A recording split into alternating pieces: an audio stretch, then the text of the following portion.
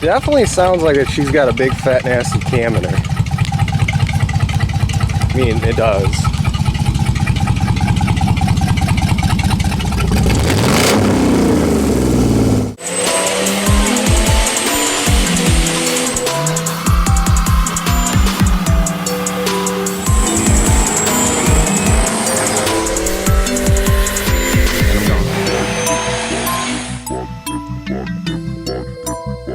What is up, guys? Eric here from Racing Ram Fam, and today we're gonna get that stroker motor V6 started up.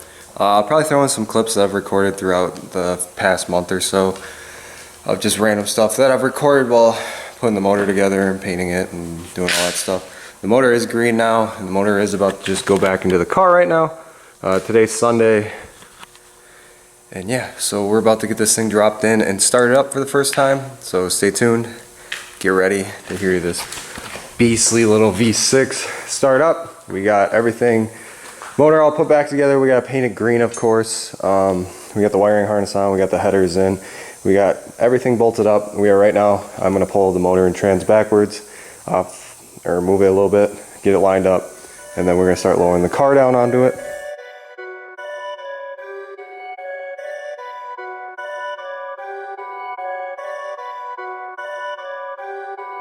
Perfect.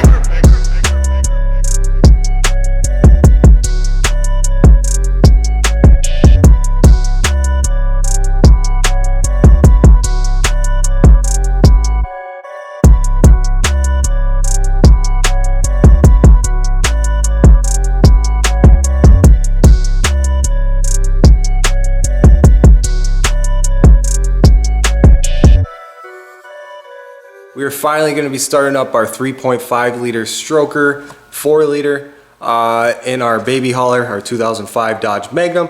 You can see it all put back together here. My last video I did, it was an update video of what's going on, but we got the motor in, we got everything painted and everything looking right. Intake is glossy black, the motor is green, yes, in a red car. We will be dealing with that later. But we are just putting oil into it right now. We have fired this motor up already once.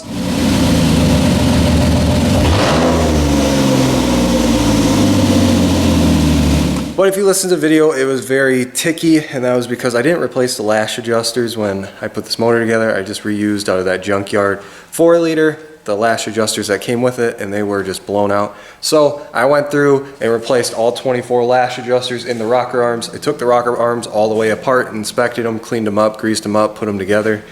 What a pain in the butt. I do not recommend it. I would totally just go buy the rocker arms from Chrysler if I would ever do that again. That was the biggest pain in the butt ever, hammering out all those lash adjusters with a skinny ass punch that kept bending and just being a pain in the butt.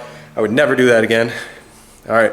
And off my rant, yeah, we got the 4 liter stroker, well, 3.5 liter to a 4 liter stroker in the car. Inertia cams. If you guys have not been following this build, I will post the uploads right here, the playlist for all of them. You can check them all out, see what this motor is actually about. But it is 4 liters in displacement, inertia cams. I port and polish the heads. I port and polish the lower and upper intake manifold.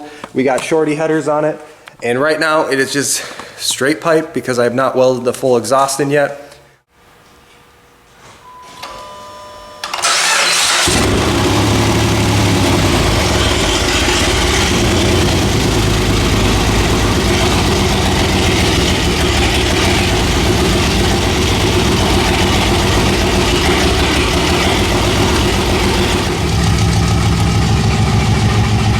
So Maggie's kind of angry. I don't know what her deal is. So I took the intake manifold back off. I checked everything. Everything's plugged in. I checked the spark plugs. On that bank, they're all carboned up, and on this bank, they're all super rich. What is Maggie doing? Oh, and then I was temp checking the header to see if one was misfiring. The left bank is at like 150, and then the right bank's at like 200. So I don't know what's going on. I'm kind of thinking it's just the cams, and it needs a tune. Because this is a stock tune on these inertia cams. Smells rich. I'm gonna guess it's just the cams. It needs a tune, probably really bad. I disconnected the battery, now it's running a lot better. I thought it was misfiring, and it's not. It's just being really angry about these cams. I think before when I had it running, the lash adjusters were so collapsed that it was like running like a stock cam because it wasn't using the whole duration and lift of the new cam because it was collapsed. And now with these new lifters, it's actually pumped up and using the whole cam to its advantage. So that's why I think it's really angry. Because, yeah. Well, we're gonna pull her out of the garage and get her parked in my yard because we got a Viper sitting right there that needs to go in the garage. But yeah.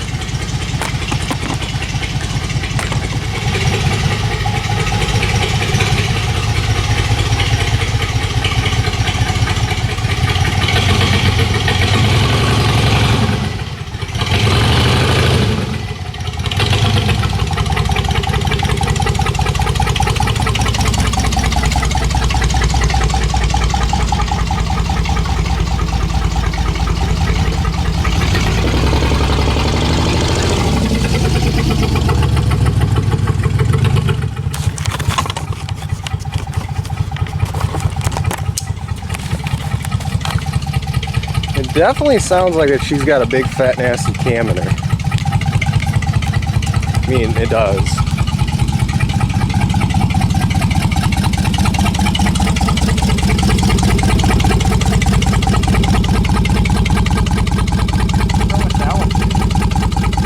Definitely starting to run better, so I'm kind of thinking it's just the computer's starting to learn these cams. I think it's going to be a little bit to get fuel trimmed down. So we're going to improper shutdown. Stupid scan tool. Well, we're gonna wait for my scan tool to load, and then we're gonna go through and actually watch the O2 sensors and see what they're doing.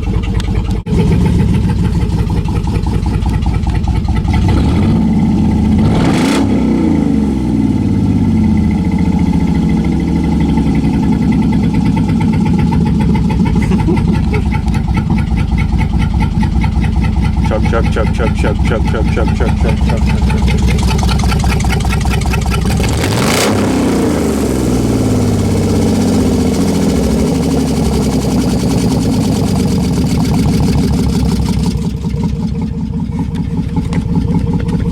Load. Alright, if we take a look here, our 1102 sensor is at 0 volts, so that means it's really lean right now. And even the and 2.1, where's volts? 0.78, so that's even reading. So we definitely have an issue with our, no, it's gold, base voltage. So we definitely have an issue with our upstream bank 1-1 O2 sensor because it is not changing. I don't know what she's doing there, but we go down.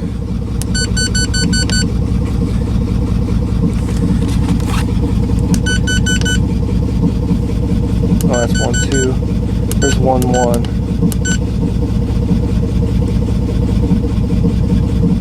Yeah, our whole bank 1 ain't even moving, so it's either really frickin' lean. Got O2 sensor issue.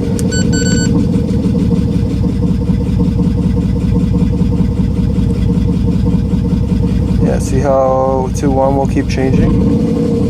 That's ridge.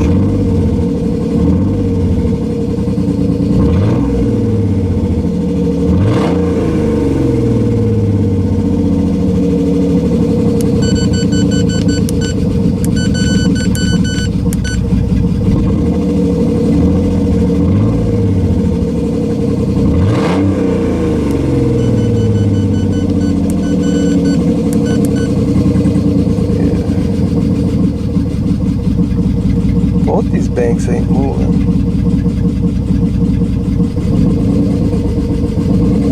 Huh. Let's take a look at that, because that's dirt nasty while we're zoomed in. That's dirt nasty rich. Or dirt nasty lean, sorry. Because it adds voltages means it's richer. Yeah, or I could be backwards. Let me Google it. I don't know, I can always get that backwards. But they're not moving at all, which is kind of weird.